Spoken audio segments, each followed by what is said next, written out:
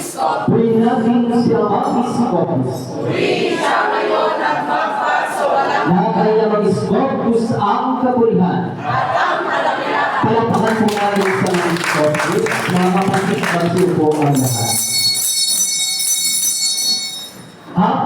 Happy anniversary sa ating lahat, mga minamahal na kapatid. Itong anniversary ito ay hindi lamang po anniversary ng Santo Tomas. Amen. Ito po ay anniversaryo nating lahat na tumanggap at nananampalataya kay Amang Iskopus. Amen. Amen. Amen. Doon po ba sa Ebanghelyo na tinalakay ng ating nabutihing ministro na si Reverend Leo Preciado Bilog. Naunawaan niyo ba ang salitang bagong buhay kay Kristo? Yung salamat, yung nakaunawang isa, mga kapatid. Ang ibig sabihin, bakit sinabing magkaroon tayo ng bagong buhay kay Kristo? Dahil mga kapatid, nang tayo'y datnan ng ating Diyos na si Amang Iskopus, hindi makita sa atin yung kaganapan, yung kabanalan. O tinatawag na hindi tayo sumunod sa aral at turo ng Panginoong Jesucristo. Nabuhay tayo hindi ayon sa katuruan ng Panginoong Jesus, kundi ayon sa katuruan ng tao. Kaya yung salitang bago ay hindi makita. Dahil nabuhay tayo hindi sa pagsunod sa ating Panginoong Kristo, kundi sa pagsunod sa aral at turo ng tao. Yan po ang dulot o bunga ng salitang kasinungalingan. Ano ba yung kasinungalingan? Aral at turo ng tao. Ano ba yung katotohanan? Aral at turo ng Panginoong Kristo. Di ba kaya nga po sabi ng Espiritu Santo, dinatnan niya tayong mga patay. Sino po dito ang buhay niya? Di ba po kayo buhay, mga kapatid? Hindi kayo nataas ng kamay? O baka meron kayong dinadala dito mabigat, kaya hindi nyo may taas. Taas po ang kamay ang buhay. Yan. Kasi wala tayo sa sementeryo. Kasi ang mga nandun, patay na. Na sinasabi ng mga bulaang guro, yun daw ang mabubuhay. Mali, mga kapatid. Tayo, gumigising, nakakakita, nakakaawa. Ang tinatawag ng Diyos na mga patay. Amen. Kaya, nang gapitan tayo ng Espiritu Santo, mga minamahal na kapatid, nagkaroon tayo ng pag-asa sa tinatawag na buhay na walang hanggan. Ang buhay na walang hanggan, katawang panglangit na di na makatitigim ng kamatayan sa anumang uri ng pamamaraan. At yun ay isang napakalaking kagandahang loob ng Diyos. Amen. Dahil nagkaroon tayo ng pag-asa na magkaroon ng bagong buhay kay Kristo. Dahil tayo ngayon ang inaasahan niya ang Iskopus na gagampang Kristo. Ready ba kayo maging Kristo? Okay. Eh ito po sa mga baguhan, ready ba kayong maging Kristo? Ang akala ng iba, pagagampan daw Kristo, yung ginagawa ng mga Katoliko. Magre-penitensya, magpapapako sa krus, haba ng magbubuhat ng krus hanggang sa ipako. Binubutas, sinasaktan ng sarili. Yun ang inaakala na nagagawa ang Kristo. Hindi po mga kapatid. Ang gawain yun ay nagdudulot ng kasalanan. Sapagkat sabi mga minamahal na kapatid, kasalanan ang mga gawang hindi aral at turo ng Panginoong Jesucristo. Mga kapatid, ibinigay ng mga Iskopus ang pinakasimple, pinakamadali upang tayo maging tunay na anak ng Diyos at maging tunay na born again Christian. Nasaan mga kapatid? Ang salamin sindinaw ng kristal. Walang iba, kundi ang batas panlinis. Yan po ang daan tungo sa bagong buhay kay Kristo. Amen. Kaya mga minamahal na kapatid, kapag nagagawa natin ito, yung dati nating pamumuhay, unti-unting nawawala. Unti-unting nabubuhay. Kaya sabi nga, tayo magkakaroon ng panibagong kasuotan na singkuli ng ating mga suot sa oras at araw. Ang tanong mga kapatid, yung bang puso natin malinis na? Hindi ko po alam eh. Wala na ako nakakapagmura pa rin. Ako po'y nakakapag-chismis pa rin. Ako'y nakakakadal pa rin sa aking kapwa. Ako'y nagagalit pa rin. Ako'y mailitin pa rin ng ulo. Ako'y mapagkanya pa rin ng galit. Meaning, kapag nasa sa iyo pa ang mga bagay na yun, meron pang maruming sa iyong puso. Hindi pa 100% na natatanggal mo yung maruming na ito. Amen? Dahil tigit sa isip mga kapatid, kailangan ng ating kaisipan malinis. Sapagkat ang ating isip ang magpapagana sa bawat bahagi ng ating katawan. Paano ito kikilos na naayon sa ating sa kalooban ng ating Ama na nasa langit. Di ba ang ating isipan, minsan, mga minamahal ako, sinasabi ng ating isipan, gawin mo ang bagay nito, ano yung kapapahamak mo? Minsan naman, gawin mo ang bagay nito, pero magiging sanhi ng isang panibagong pagkatako. Alin kaya ang pipiliin natin doon? Yung hilig ng laman o yung tuntunin ng isip? Katatalo mga kapatid. Kaya sinasabi nga, minsan, ang ating sarili, kalaban din natin. Kasi binigyan tayo ng Diyos ng talino. Amen? Binigyan tayo ng kaalaman ng Diyos na alamin ang mabuti at masama. Hindi diktador ang Diyos, mga kapatid. Ikaw ang magpapasya, pero Diyos ang magpapaalala ng gagawin mo. Nasa sa'yo kung gagawin mo yung mabuti o masama. Pag ginawa mo masama, mga kapatid, alam mo na ang matutunugan ng buhay mo. Hindi maganda. Kaya sinasabi ko sa inyo, mga kapatid, dito kaya mag-focus, bagamat hirap, sakit at pagtitiis ang puhunan, ang dulo ko'y ligaya. Amen. Dahil alam mo na yung pinagtitiisan mo, yung pagtitiis mo ay magbubunga ng isang magandang kalagayan. Ano yun? Yung kung sinabi ng ating reverendo kanina, yung sili. Sino kung gusto magkaroon ng kwarto? Hindi yung kwarto may aircon, ha? Mga kapatid. Hindi yung kwarto may unan, kundi yung mga kagamitan na nakakuwakan. Ang tinatawag na silid, mga kapatid, na ipagkakaroon ng Diyos, yung buhay na walang hanggang katawang panglangit na di na makatitigim ng kamatayan sa anumang uri ng pamamaraan. Hindi na po ako kakahabapan sa sasabihin, mga kapatid, pero parang napakaba natin. Marami pong salamat sa lahat ng nagsidalo, sa mga iba't ibang sangay po ng Batangas, sa mga reverendo po, kay Reverend Minister Van Vincent Salapare, palakpakan po natin. Kay Minister Adrian Thomas, palakpakan po natin. Reverend Fred Calderon, palakpakan po natin. Junior Minister Joel X. Conde, palakpakan po natin. At kung nariyan po si yun, nakita ko, si Senior Minister Romel Pascua, palakpakan po natin.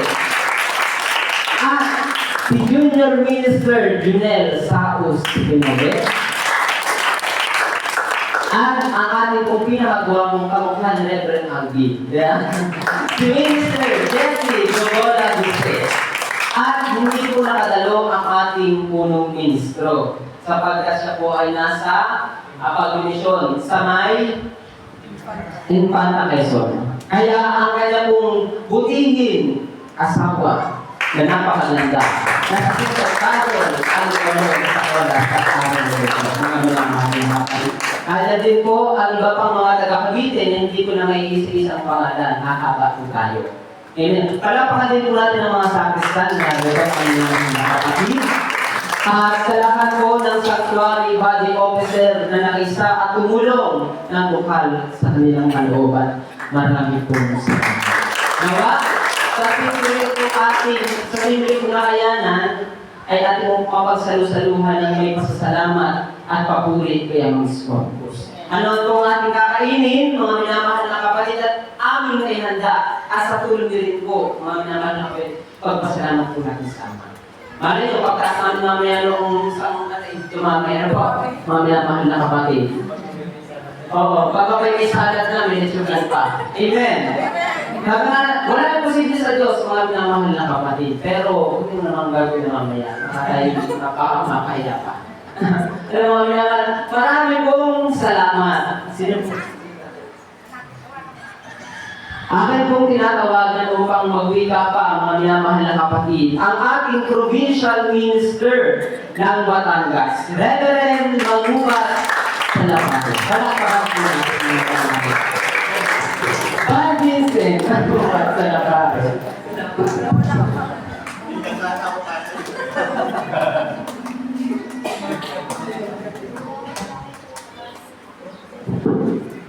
Purihin ang Diyos. Mariscopus. Magandang umaga po sa ating lahat. Sana po kasi yung ibang mga sacerdote natin magsasalita. Kaso napansin ko parang kakapusin na tayo sa oras. Ano po? Alam niyo ba pag pinag-usapan salita ng Diyos, wala pong ubus yan. Sa totoo na. Kulang po ating magdamag. Kaya po, sapat na po yung ating narinig kay sa gabay patnubay ng Espiritu Santo kay Reverend Drilon at kay kapatid na Cesar, kay Junior Minister Vergara. Yung pong mga salitang yun isapat na. Nais ko magpasalamat sa inyong lahat. Una kay Among Scopus dahil sa kanyang gabay patnubay, narito tayo na nagtitipon, nagpapasalamat, dumadakila at sumasampa kay Among Scopus. Dahil sa pag-alaala po natin sa anibersaryo ng santuaryo ng Santo Tomas Batangas. At maraming salamat, Minister Vergara. Nasunod yung request ko.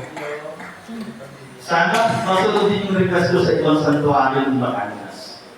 Na ito po ay kaaluwanan ng mga sasakristan. Ano po?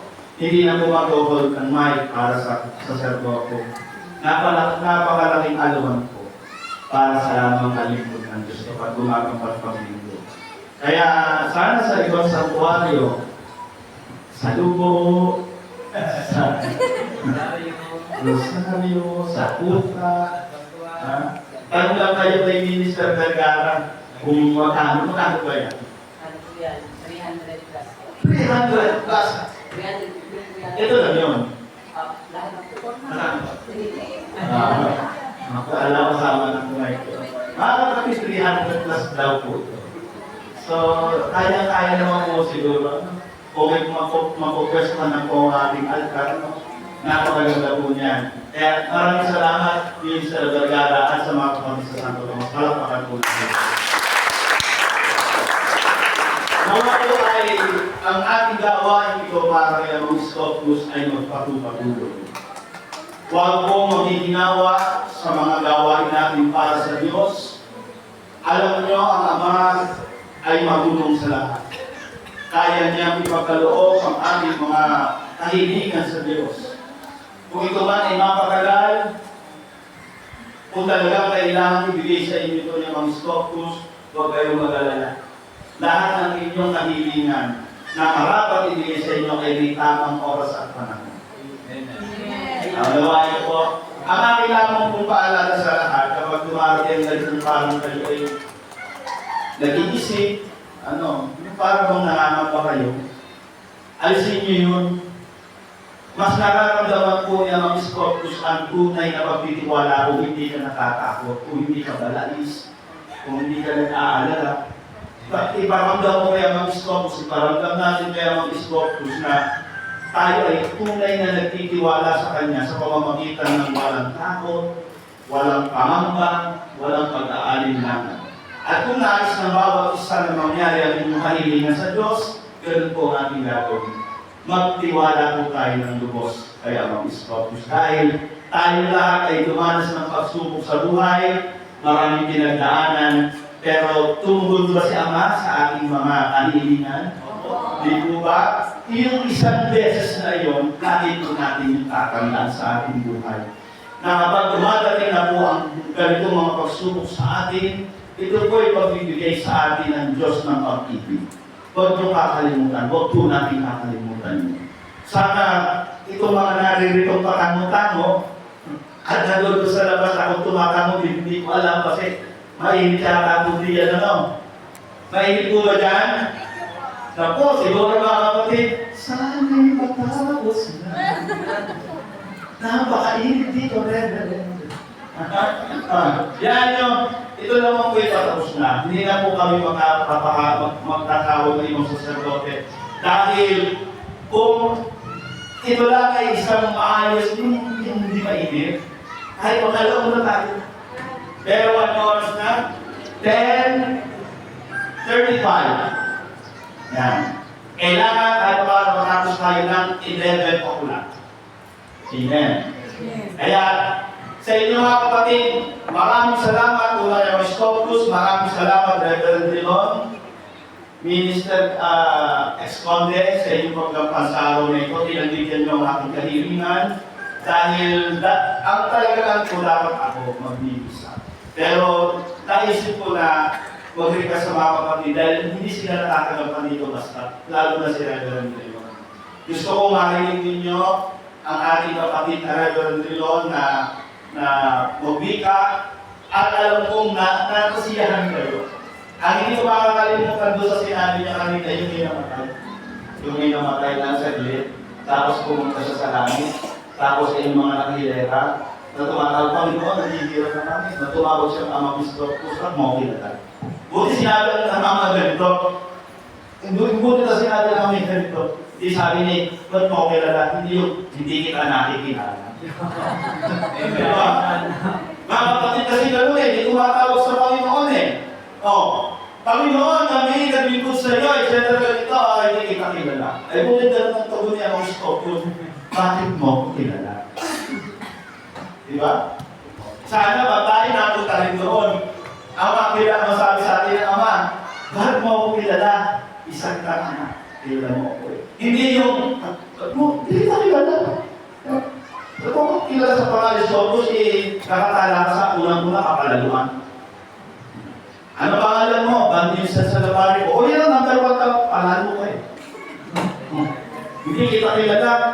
Paano kung gano'n na sabihin sa atin? Alam niyo sabihin mga kapatid, kung dumating man ang araw ng paghukom, sana mga kapatid, sa pagharap natin kay ang Scopus, tayo ay ganap na. Tayo ay nakasunod na at napagigganap natin ang ating kaluluwa, ang ating pagkatao sa harapan ng Diyos. Na sana dumating ang araw panahon, kung dumating ang ating kamatayan, tayo handa na humarap sa hukuman ng Diyos. Nagawa ko ng mga kapatid. Sino na handa? Handang humarap sa paghukom ng Diyos pagdating ng panahon. Wala pa. Kailangan natin maging handa. At kailangan natin mapagsikapan mga kapatid. Sana babasahin ko yung sa aklat ng Amos na sa panahon, sa huling panahon, ang Diyos ay magdadala ng kagutom. Pero sa lubog ko na yan, sa lubog ko na yan, babasahin. Sa anniversary ng lubog, January, gaganapin, January 17, alas 9 po ng umaga. At kung paano kayo nagsikap dito, sana magsikap din ang mga taga-Sputa, taga-Bawan, San Pascual, nawa ang taga-Santo Tomas ay pumunta sa lubog. Tawa-tawa. Parang aling lang ang tutunuan. Ha? Ano ba? Sigurado. O, manalangin siya kaya mga Scopus. Natipurin ang puso ng mga kapatid. At pagpalain sila. Bakit? Kasi ang problema ng mga kapatid ito eh. Diba? Kaya manalangin tayo sa lahat, para sa lahat na ang mga Scopus, pagpalain mo po yung aking mga kapatid dahil sa material at sa spiritual para pag po may mga pagkakataong ganitong pagtitipon na mahalaga, makarating po ang bawat kapatid dahil napakahalaga po ng inyong salita. Sa totoo lang mga kapatid, ang Diyos nagdala ng gutom sa tao. Ay anong dinala? Hindi yung pang-pisikal. Ang Diyos ay nagdala ng gutom pang-spiritual. At yan ang aking tatalakayin sa susunod, sa lubog. Kung ako ang bibisa. Para napapakiramdaman ko si Minister Vergara gusto ko mag-solemnize doon. Sa lubog. Di ba kita mahinga ng request? Minister Vergara.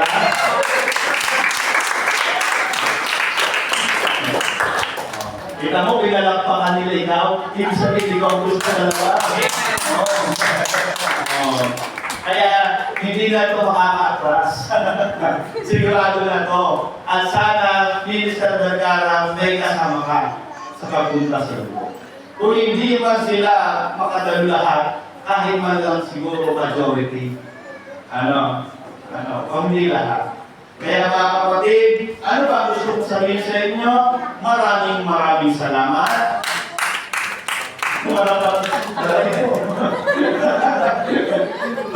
Maraming salamat po sa lahat at nawa itong araw na ito ay maging masigla kayo at maging masaya tayo at magkaroon tayo ng pagkakais na pangmuli sa susunod na pagkakataon. Huwag manghihinawa, huwag manghihina, upang hindi manghina ang pananampalataya ng bawat isa, susugin natin ang ating puso ng salita nino. Salita nino. Salita ni Kristo na ngayon ay si Kristo ay sino? Si Amang Iskopus natin sinasama sa Espiritu at sa katotohanan. Amen! Amen! Ang lakas, parang di magutom ha. Gutom na ba ang sila ng katawan? Ha? Huwag kayo yaman. Gutom na ba kayo? Yung bang inyong kanin na busog na? Yan! Yun ang mahalaga. Dahil yung simula alas 8 hanggang alas 11, dapat mabusog ang puso natin ng salita ng Diyos. Amen! Ayaw naman namin pag-lunod din ang puso nyo. Masama yung nag-lunod natin. Pero yung mabusog, yung mapuno ng salita ng Diyos, ng salita ni Kristo Jesus ang ating puso, tandaan nyo, ang bunga niyan, pag-ibig. At kung ikaw'y may pag-ibig, ikaw din ang mapapawi ng maraming kasalanan. Amen! Amen! Mga nasa labas, Amen! Ayun! Makasabihin naman na tagalabas, hindi mo kami pinapansin. Baka magtakbo ka. Kaya tinitingnan ko yung mga tagalabas, yung mga nasa likod. Kung nakikinig, abay, nagre-response naman pala. Purihin ang Diyos! Ang gagaling na sumagot. Nakakatuwa pagkaganyan kalalakas, mga kapatid. Nakakatuwa dahil ibig sabihin, binibigyan natin ng kapurihan ng Diyos, nararamdaman ng Ama ang ating lakas sa pamamagitan ng malakas na magtuhod. Hindi naman ako sinisigawan. Hindi naman ako sinisigawan. Baka yan yun, baka kasuha yun. Ano tawag yun? Para lang. Ayan! Ang magandang pagtugon, yung malakas na may mula sa puso, may kasamang lambing. Parang yan, Amen! O, diba? Amen! Diba yun, no? Kaya maganda yung tumutugon ng mayroong mula sa puso na malakas, tulad sinabi ni Nanay Anak, malambing. Purihin ang Diyos. Yung mga nasa likod, dapat tumutugon din. Ang di kayo tumugon, di kayo magpapalain na kami sa opus. Sino gusto na magpapala niya kami sa opus? Yung tumugon ka lang eh. Mga pagpalain na dahil natuwa sa mga opus eh. Naalala ko nung si Minister Garcia. Pumalakpak ko kay Sister Michelle doon sa sayaw nila yata. Pumalakpak lang si Minister Garcia, may 500 na eh. Nakakita ko siya ng 500 eh. Dahil natuwa si Sister Michelle, ay papalo doon sa tugon natin mga kapatid. Doon sa masigla at malakas at masayang tugon para kay Apostopus, pagpalain din tayo ng Ama sa magandang kalusugan. Sa masayang samahan ng pamilya. Sa kapayapaan ng ating isip at ng puso. Di ba mga kapatid? Kaya pag hindi kayo tumugon ng buong puso, ng buong sigla at ng buong lakas, baka hindi kayo pagpalain pa ng Ama dahil tinatawad kayo. Amen? Ngayon, kung tumutugon ang lahat ng buong sigla, ng buong may pag-ibig sa puso, ng buong lakas, ng buong puso at kaluluwa, may pag-asa tayo sa pagpapala ng Diyos. Amen. Tama ba yun? Tumutugon ka ba? Kaya sa inyo mga kapatid, pag-alas sa kusina. Sakat na po siguro yun para tayo lahat ngayon ay mabusog sa salita ng Diyos. Kaya sa inyo mga kapatid, maraming salamat. Ito na po isa-isahin nyo. Maraming salamat. Kami po'y masaya dahil nagsikap kayo na makarating sa araw na ito. Kaya ang lahat ng ito ay para kay Amang Iskopus. Amen! Purihin ang Diyos! Purihin si Amang Iskopus! Na kay Amang Iskopus ang kapurihan. Alam natin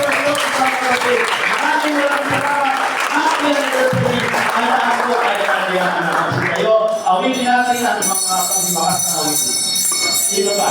Ayan, meron pa pala. Sorry, akala ko wala na. Yan. Binibigay ko po muli kay Minister Vergara ang mikropono at siya po pala meron pang announcement. Sorry po, dito po na.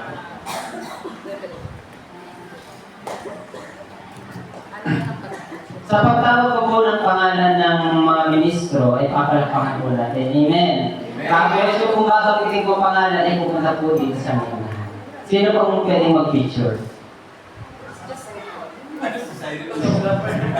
Ang ating official photographer. Ito pong nadula ito, hindi po galing sa akin. Ito po'y galing kay Amang Scopus. Ano mga minamahal na kapatid? Kaya, una ko pong tinatawagan, ang ating pong Reverend Minister Leo Fresh Adrilon, palakpakan po natin. Ang ating moderator.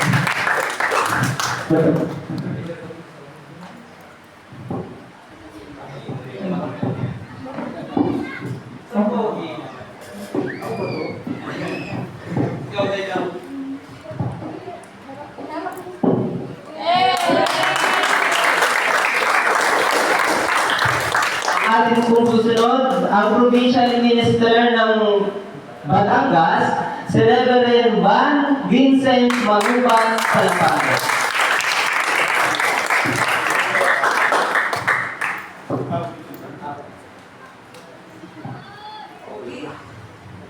Sobrang nata sa edit.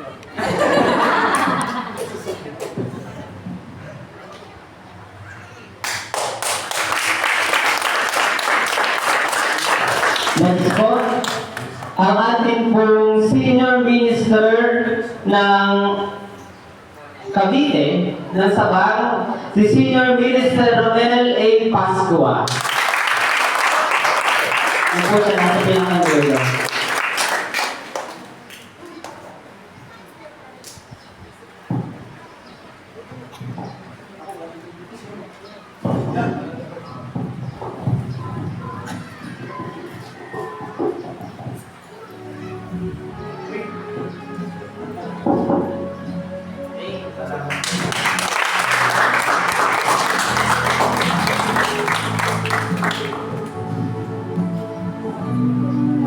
Next po, mamaya po kayo malis.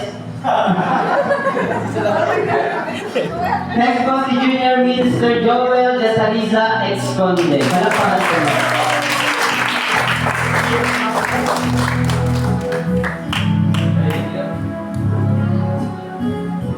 Ito naman po ay para sa mga sakristan na masisipag at talagang nanindigan kay Amang Scopus. Unang po tinatawagan, si Sakristan Lawrence Prado.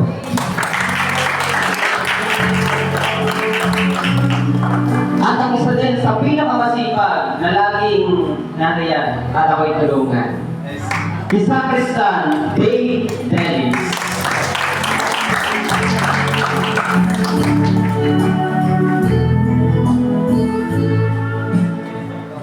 Pasensya po kay Minister Thomas, hindi po siya nakapag-send sa akin ng picture kaya hindi ko po naigawa. At si Minister Jesse naman po, hindi po din na siya makakating kaya hindi ko po siya naigawa din. Ano po? Kaya, bago po magkatak ng isa po muna ng picture ng sama-sama. Ako mga lang po.